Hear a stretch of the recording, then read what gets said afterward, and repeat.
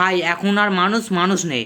কেন কথাটা বলছি, এই যে নিচে এই যে দাদুটাকে দেখতে পাচ্ছ তোমরা সবাই, ঠিক আছে, এই ভিডিওটা দেখতে পাচ্ছ তোমরা সবাই, এই দাদুটাকে একটা রাস্তার মাঝখানে দাদুটাকে মারছে দুটো ছেলে মেলে, আর সবাই তামাশা দেখছে, যেন ফিল্ম হচ্ছে, সবাই শুটিং দেখছে।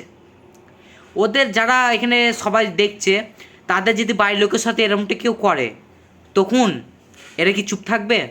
আমি বলতে চাই ক্যামেরাম্যানকে, ভাই তোর মতো ক্যামেরাম্যান দরকার আমাদের দেশে, রাজ্যে, সব জায়গায় দরকার। তোর যদি বাড়ির লোকের সাথে এরকম হয়, তুই কি ক্যামেরা করবি না বাঁচাবি? তো তোরা সবাই দাঁড়িয়ে তামাশা দেখছিস, আর এই দাদুটাকে সবাই মিলে ধরে মারছে, দুটো ছেলে মিলে, কই একটা মানুষ গিয়ে আটকাতে পারছে না। এখন আর মানুষ ভাই মানুষ নেই, সবাই জঙ্গলি হয়ে গেছে। কদিন আগে একটা বাচ্চা ছেলেকে তাকেও মারলো একটা লোক, মানে চাচা তার ভাতিজাকে মানে আছাড় মেরে মেরে দিল, একটা 1.5 বছরের ছেলেকে।